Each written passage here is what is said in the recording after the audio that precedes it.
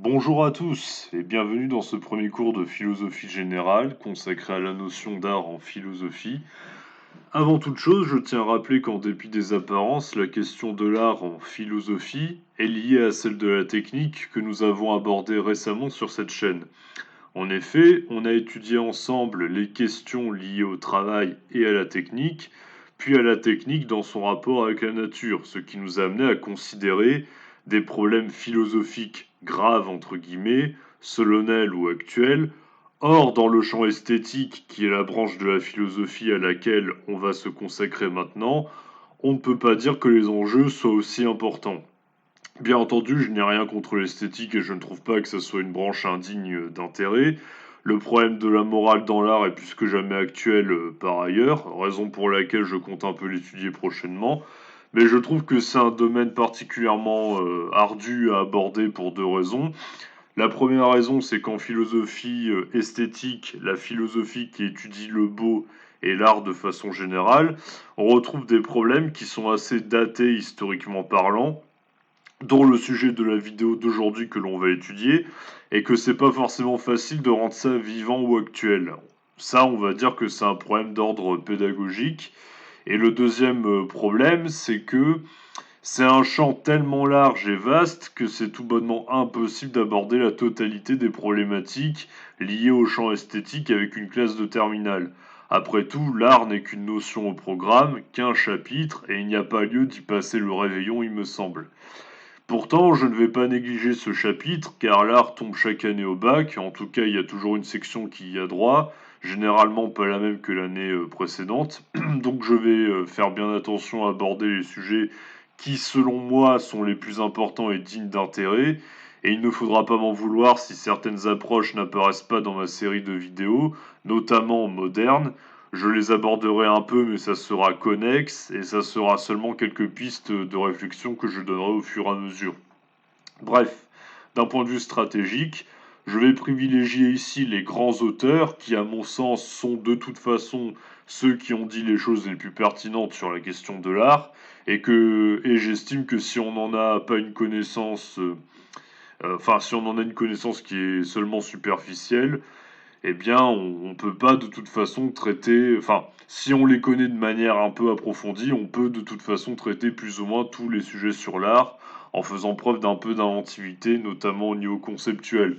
Quoi qu'on en dise, Kant, Hegel et Schopenhauer, sur l'art, c'est canonique et je ne vois pas bien comment on peut prétendre avoir une culture philosophique en esthétique si on ne maîtrise pas ces auteurs ainsi que Platon et Aristote sur la question. Maintenant que ceci est posé, allons-y. On va commencer par situer l'art au niveau conceptuel par rapport aux notions précédentes que l'on a abordées. On a vu que la technique était constitutive dans notre époque moderne d'un ensemble de réseaux d'innovation qui avaient un impact sur l'existence humaine, impact que l'on a essayé de considérer en termes de progrès scientifique ou de stagnation possible au niveau éthique et moral, qui exigeait une certaine faculté d'anticipation adaptée aux nombreuses possibilités dont l'humanité dispose par celle-ci. Toutefois, le travail, tout comme la technique, sont destinés à produire de l'utilitaire, du consommable, pour le dire un peu plus vulgairement.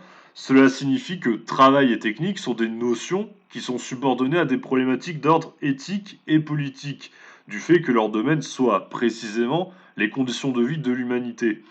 Concernant l'art, c'est très différent puisque de façon classique, on entend habituellement l'art comme une activité opposée au travail ou à la technique subordonnée au travail en vue du gain. L'art est pensé comme une activité libérale en opposition aux activités dites serviles, dans la mesure où son domaine n'est pas celui des conditions de vie de l'humanité, mais pas de façon très basique en tout cas, mais la culture de celle-ci. Une œuvre d'art est donc un produit culturel qui résulte d'un processus de production propre à un artiste qui ne produit rien d'utile. L'art aurait alors pour seule fin de produire le beau, ou en tout cas de plaire pour lui-même, à celui qui détient l'œuvre d'art. Une œuvre d'art ne serait donc pas un objet technique ou un produit que l'on chercherait à obtenir pour autre chose que lui-même. Par exemple, Si je veux acheter un lave-vaisselle, c'est pas parce que je suis attiré par la beauté du lave-vaisselle, mais pour éviter les disputes de couple au sujet de qui doit faire la vaisselle ou non. Le but est donc la sauvegarde du couple et il y a donc une fin utilitaire qui est subordonnée à l'achat du lave-vaisselle. Dans le cas où j'achèterai un tableau en revanche, je l'achète pour faire beau chez moi et éventuellement pour passer pour un mec cultivé qui a du goût, mais dans tous les cas, la raison de mon achat est intrinsèque à la beauté de l'œuvre en question. Je ne vais pas acheter une œuvre d'art si je la trouve moche, à moins d'être un espèce de malade aux tendances masochistes. Bref, évidemment, je ne dis rien d'extraordinaire et tout ceci semble aller de soi.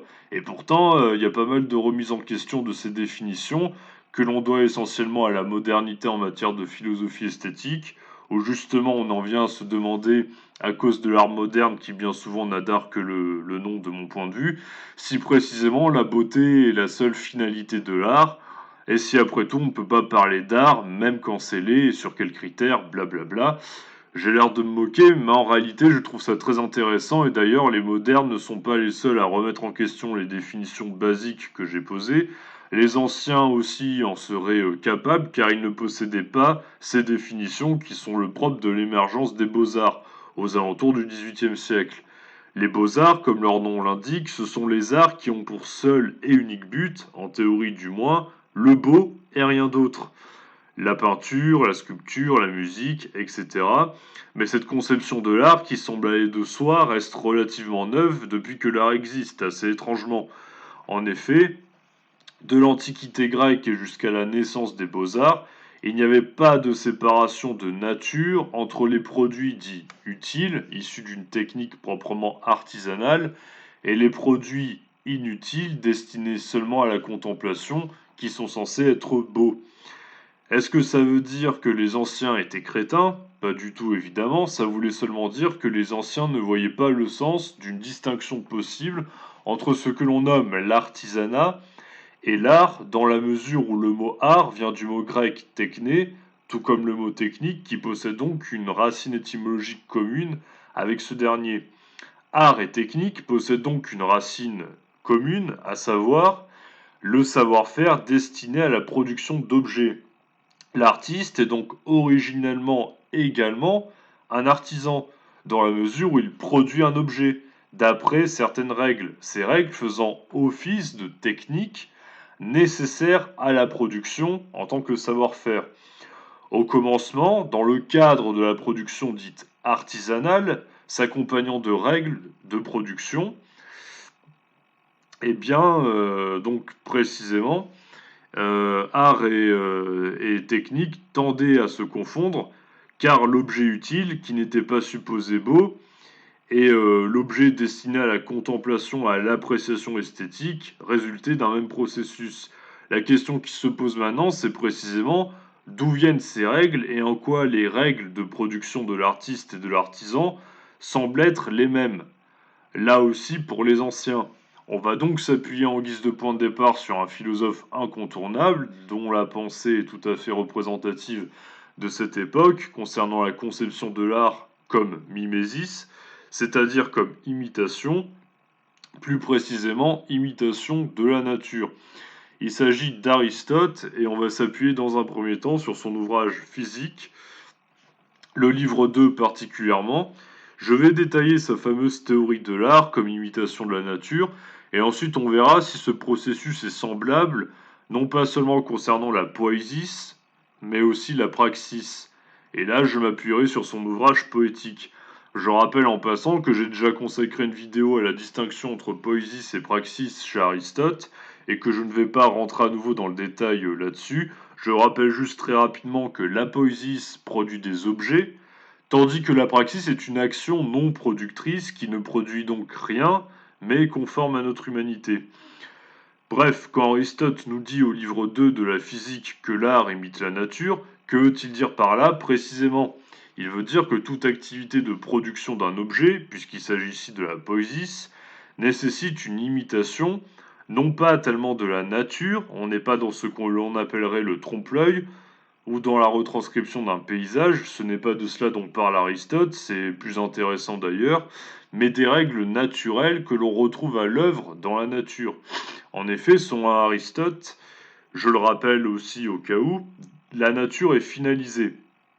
Tout dans celle-ci poursuit un but, et connaître la nature, c'est connaître les premiers principes qui régissent celle-ci, notamment en ce qui concerne la production naturelle qui ne relève pas de l'intervention humaine. Dans la nature, il y a donc des règles qui sont conformes à ces premiers principes, et ces premiers principes, on peut le dire, ce sont les quatre causes. En passant, la théorie des quatre causes chez Aristote, c'est ultra classique et canonique, donc évidemment, ne passez pas le bac sans la connaître par cœur, on sait jamais. Les quatre causes en question qui sont à l'œuvre dans la nature, ce sont donc celles en vue de quoi une chose peut exister à proprement parler. C'est à partir de quoi on peut rendre compte de l'existence d'un être naturel. Donc il y a la cause dite matérielle, donc ça c'est la première cause. C'est ce dont la chose est faite. Par exemple, la cause matérielle de l'arbre, c'est le bois qui le constitue. Toute chose est faite à partir d'une matière précise. Ensuite, il y a la cause formelle, c'est ce qui fait la spécificité de la chose, sa forme. Toute chose dans la nature possède une certaine forme qui la caractérise. Ça n'a pas de sens pour Aristote de parler de quelque chose qui serait informe, déformé par rapport à une forme habituelle dans le cas de ce que Aristote nomme plus loin dans la physique le monstre, oui, mais à proprement parler, tout possède une forme caractéristique. Enfin, il y a la cause efficiente ou motrice, c'est ce qui met en mouvement la chose et fait qu'elle se meut. Et enfin, la cause finale qui fait que ce mouvement, propre à l'être naturel en question, possède un but. La nature ne fait rien en vain pour Aristote. Si on reprend l'exemple de l'arbre pris précédemment, on peut dire qu'il est fait de bois, c'est sa cause matérielle, et possède la forme d'un arbre, qui est ce que Aristote appellerait l'âme végétative, qui fait que l'arbre, par sa constitution, peut pousser et croître avant d'arriver à maturité et de produire, pourquoi pas, certains fruits. Et cette croissance qui est le mouvement de l'arbre, qui pousse toujours plus vers le haut, donc sa cause efficiente, ne se fait pas en vain puisqu'il se développe selon un but qui est d'arriver à maturité justement et de produire des graines qui vont donner lieu à de nouveaux arbres et ainsi de suite.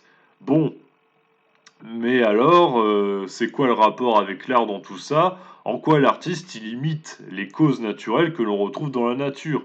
Eh bien, l'artiste, ou l'artisan, c'est pareil ici, va développer une production qui tiendra lieu d'artifice, et pour y arriver, il va devoir produire à son échelle ce que la nature fait déjà selon les quatre causes détaillées par Aristote. Par exemple, le sculpteur doit se procurer un gros bloc de pierre, ça sera la cause matérielle de la statue, dans laquelle il va sculpter une forme particulière qui sera, disons, celle d'un homme, ici la cause formelle de la statue. On peut dire que c'est l'idée que le sculpteur a en tête et avec laquelle il va informer la matière de la forme qui va donner, à la pierre en question. Voyez, l'artiste ou l'artisan, il informe la matière avec l'idée qu'il a en tête avant de produire ce qu'il va produire. Et c'est l'activité de production du sculpteur qui va être la cause motrice, puisqu'en sculptant, il met en mouvement la pierre de façon à ce que celle-ci ait la forme souhaitée. Et il ne le fait pas pour rien, mais bien en vue d'un but qui est celui de parvenir à sculpter une statue d'homme, ou en tout cas qui y ressemble le plus fidèlement possible. Ça sera la cause finale, ce en vue de quoi il produit quelque chose. On voit donc bien dans quelle mesure pour Aristote l'art ne fait qu'imiter la nature, puisqu'il reproduit de façon artificielle des causes que l'on retrouve dans la nature.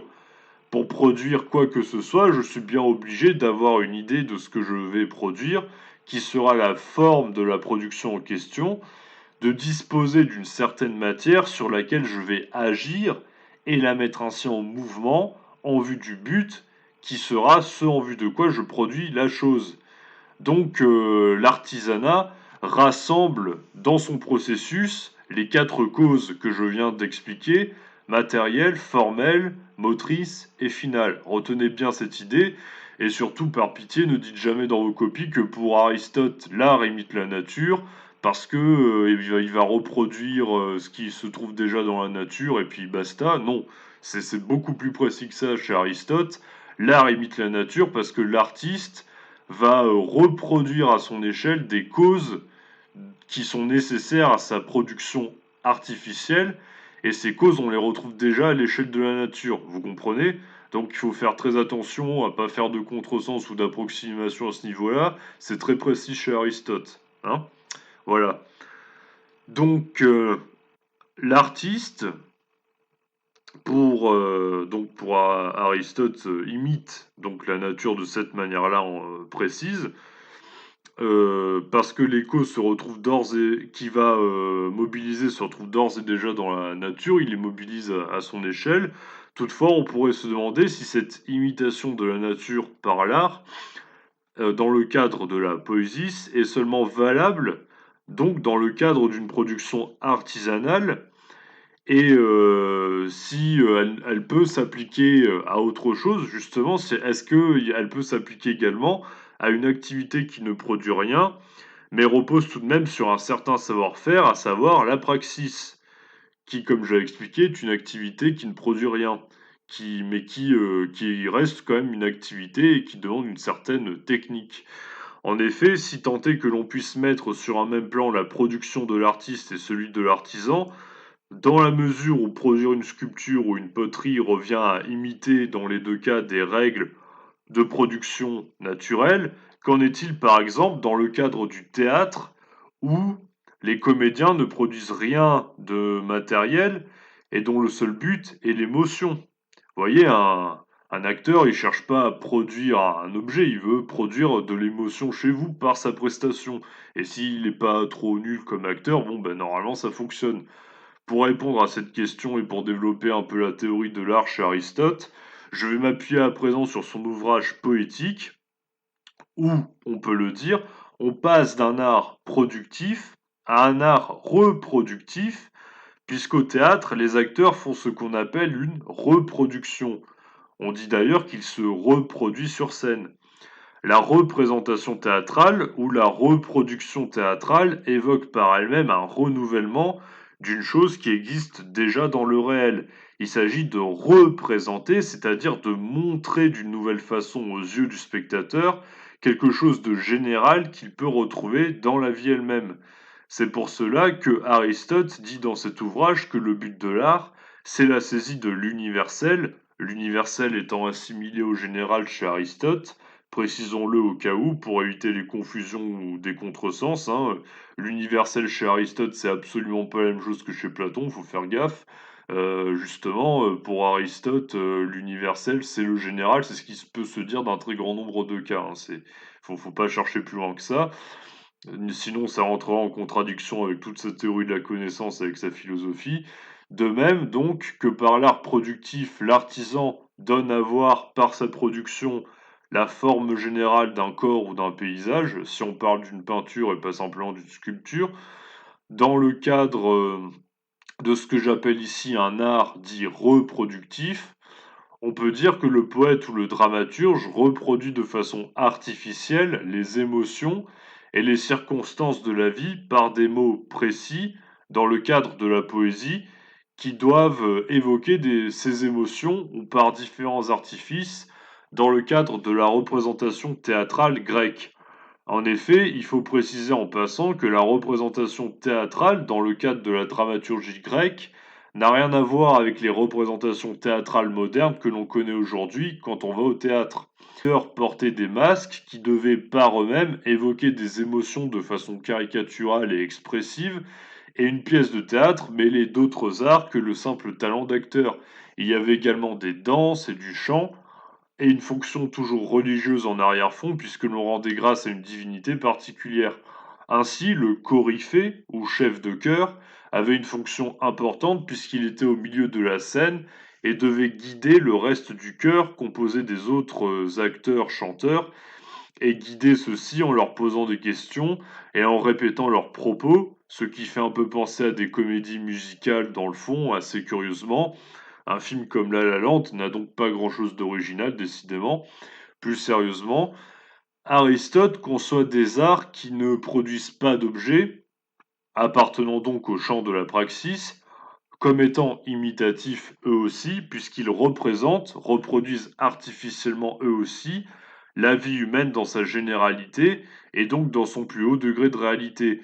On pourrait dire donc que si les arts qui sont liés à la poésie, donc à la production d'objets, imitent la nature en produisant à l'aide de règles qui sont naturelles, eh bien, justement, dans le cadre de la mimésis qui, cette fois, s'applique au champ de la praxis, donc aux activités artistiques qui ne produisent rien, on peut dire, que, là, c'est pas l'imitation de la nature comme, la nature qui est un ensemble naturel et ordonné, mais plus, on pourrait le dire d'une certaine manière, comme une imitation de la nature humaine, vous voyez? Ou en tout cas de ce qui, en caractérise, de ce qui est caractéristique de celle-ci, notamment au niveau des situations et des émotions, qui sont, transmises par, ce processus d'identification.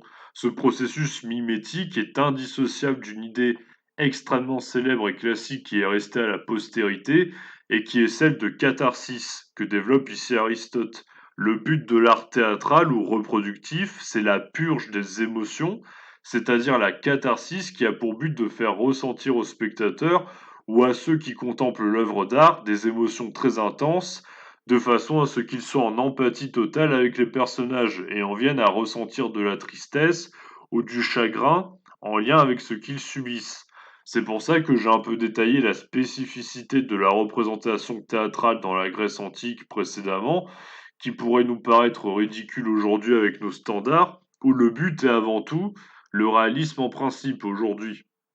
Car on voit bien que le but est d'exacerber les émotions, d'en faire des caisses, en somme, en recourant à divers artifices, masques, chants, danse, répétition du texte de différentes façons.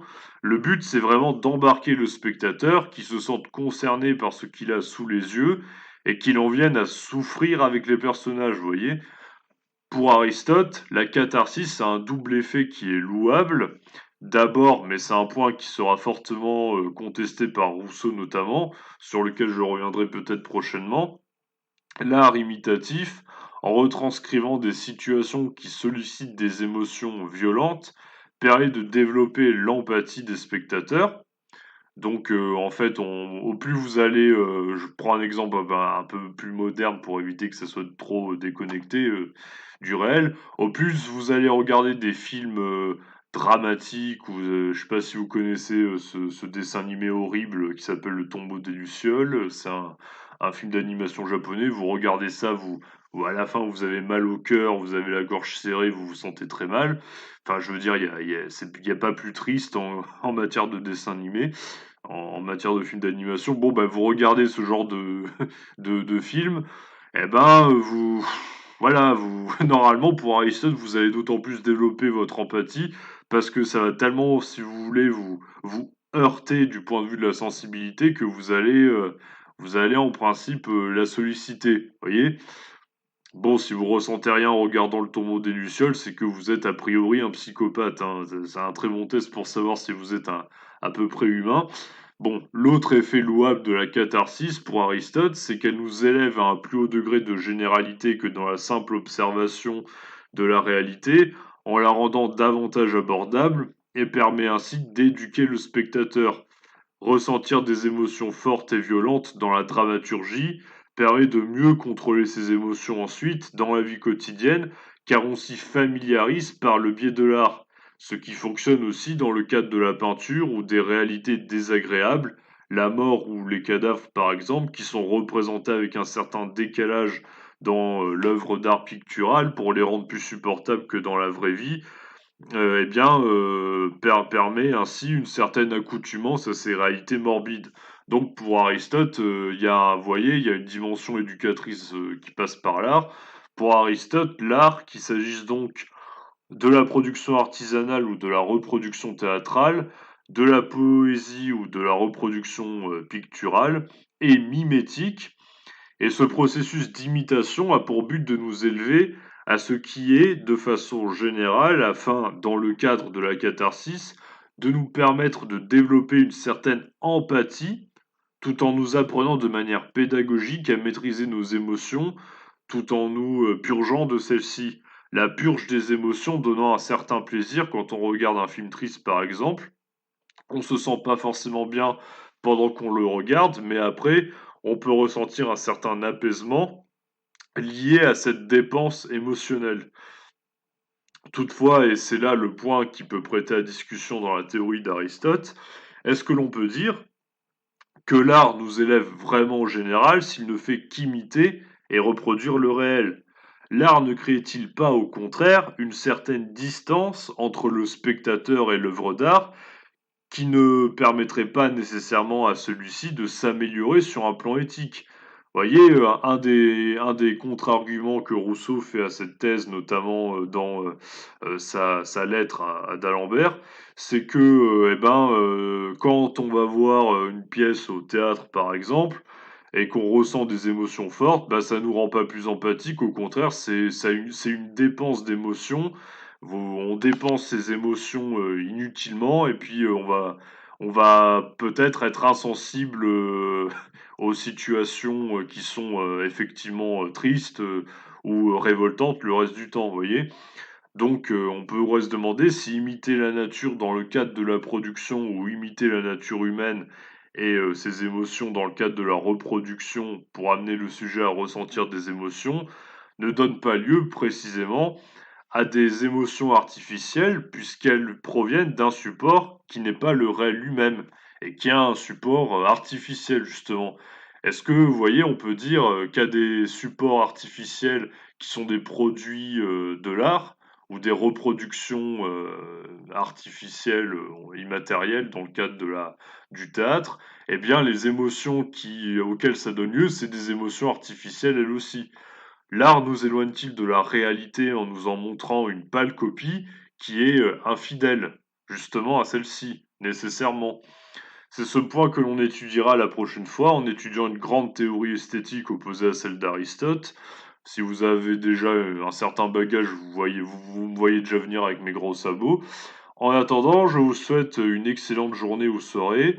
Partagez la vidéo ou abonnez-vous si mon travail vous est utile ou vous plaît et à très bientôt.